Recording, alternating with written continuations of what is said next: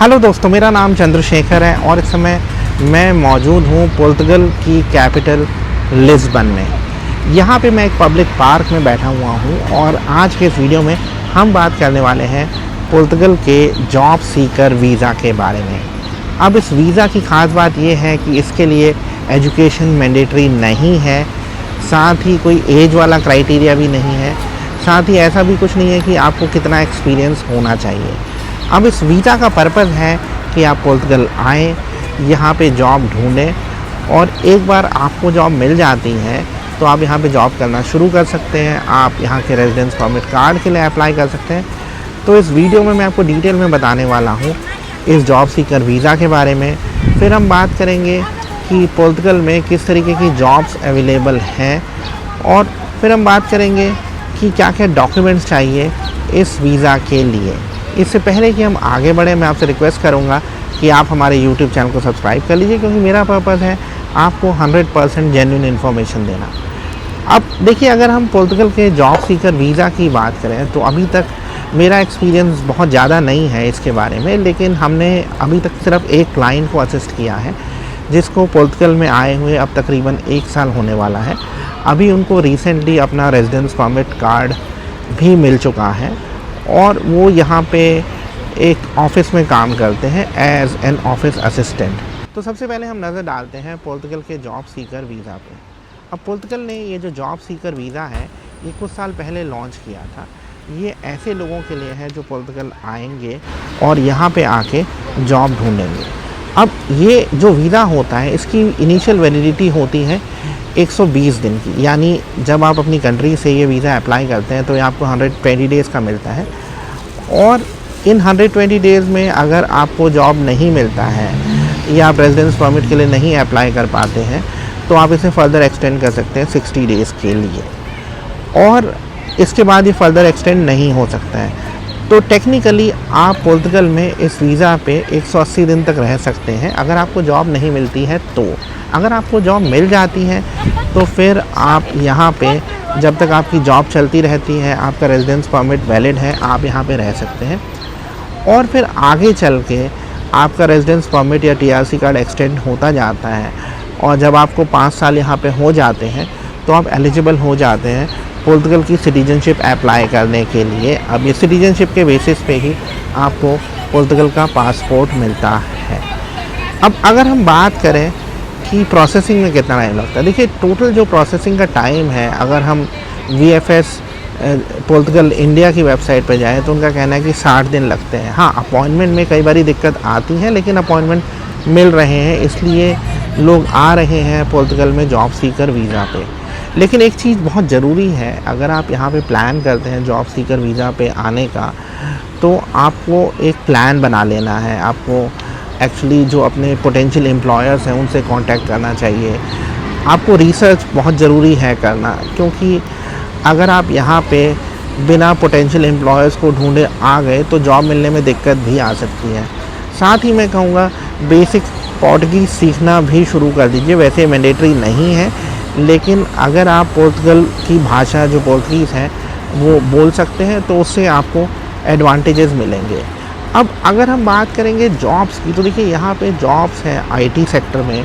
अगर आप software programming में हैं या एनालिस्ट हैं या फिर आप क्लाउड कंप्यूटिंग करते हैं या अगर आप IT एनेबल्ड इंडस्ट्री में हैं तो भी यहाँ पे आपको जॉब्स मिल सकती हैं। अब साथ ही यहाँ पे जॉब्स हैं हॉस्पिटैलिटी इंडस्ट्री में। हॉस्पिटैलिटी इंडस्ट्री में मीन्स आपको रेस्टोरेंट में जॉब मिल सकती हैं, फिर होटल्स में जॉब मिल सकती हैं। लेकिन अगर आपको लैंग्वेज नहीं आएगी तो ये जॉब बेसिकली हाउसकीपिंग में हो सकती हैं, या अगर आप शेफ़ हैं तो भी जॉब्स मिल सकती हैं। लेकिन एक चीज़ समझ लीजिए कि यहाँ पे आके जॉब करना शुरू में बहुत स्ट्रगल वाली चीज़ हो सकती है, तो आप मेंटली उसके लिए भी प्रिपेयर्ड रहेंगे। अब हम बात कर लेते हैं यहाँ पे डॉक्यूमेंट्स क्या क्या चाहिए। देखिए, मैं जो आपको यहाँ पे डॉक्यूमेंट्स बता रहा हूँ वो मेनली इंडिया से चाहिए, लेकिन ज़्यादातर कंट्रीज़ में जो रिक्वायरमेंट है वो सिमिलर है। सबसे पहले जब आप पुर्तगाल के जॉब सीकर वीज़ा के लिए अप्लाई करते हैं तो आप इंश्योर करें कि आपका पासपोर्ट वैलिड हो। अब मेरा रिकमेंडेशन है कम से कम 3 साल की वैलिडिटी तो होनी चाहिए, ताकि आपको ना यहाँ पे आके अपनी एम्बेसी के चक्कर ना काटने पड़े अपने पासपोर्ट को रिन्यू करने के लिए। तो पासपोर्ट की वैलिडिटी, एम्बेसी का ये कहना है कि कम से कम आपका जब वीज़ा जिस पीरियड का मिलेगा उसके बाद 6 महीने की होनी चाहिए। मेरा रिकमेंडेशन है कम से कम 3 साल होनी चाहिए। अब साथ ही आपको एप्लीकेशन फॉर्म भरना पड़ेगा जो आपको VFS पोर्टुगल की वेबसाइट पे मिल जाएगा। फिर आपको एक कवर लेटर लिखना पड़ेगा। इस कवर लेटर में आपको बताना है कि आप क्यों पोर्तुगल जा रहे हैं, आपका क्या प्लान है जॉब ढूंढने का, और आपका क्या एक्सपीरियंस है, आपकी क्या एजुकेशन क्वालिफ़िकेशन है जिसके बेसिस पे आपको जॉब मिल सकती है, आपने अभी तक क्या क्या किया है पोर्तुगल में जॉब ढूंढने के लिए। साथ ही आपको ये भी बताना है कि आपके पास फ़ंड्स कितने हैं और आप पोर्तुगल में कहाँ पे रहेंगे। तो कवर लेटर बहुत इम्पॉर्टेंट है जब आप पोर्तुगल का जॉब सीकर वीज़ा अप्लाई करते हैं। फिर है CV आपका। CV यूरोपास होना चाहिए। इसमें आप क्लियरली बताएं, अपने पर्सनल डिटेल दें, फिर ये बताएं आपने किन किन कंपनीज़ में काम किया है, आपका स्किल सेट क्या है, आपको लैंग्वेजेस क्या क्या आती हैं, आपकी एजुकेशन क्या क्या रही है। फिर हम बात करते हैं एजुकेशन के डॉक्यूमेंट्स की और एक्सपीरियंस के डॉक्यूमेंट्स की। तो ये भी आपको लगाना है जो प्रूफ करते हैं कि आपकी एजुकेशन क्या है, आपका एक्सपीरियंस क्या है। इसको आप अपोस्टिल भी करा सकते हैं। फिर हम एक होती है जॉब सीकर डिक्लेरेशन। बेसिकली ये आपको मिल जाएगी अगर आप IEFP institute of employment and training जो है पोर्तुगल का, उनकी वेबसाइट पे जाके रजिस्टर करते हैं तो ये डिक्लेरेशन आपको मिल जाएगी। इसके साथ ही आपको चाहिए इंश्योरेंस। अब ये जो इंश्योरेंस है इसकी वैलिडिटी उस पीरियड की होनी चाहिए जिस दौरान आप पोर्तुगल में रहेंगे, और ये मिनिमम $50,000 या €30,000 का होना चाहिए। मैं कहूँगा इससे ज़्यादा का आप लें।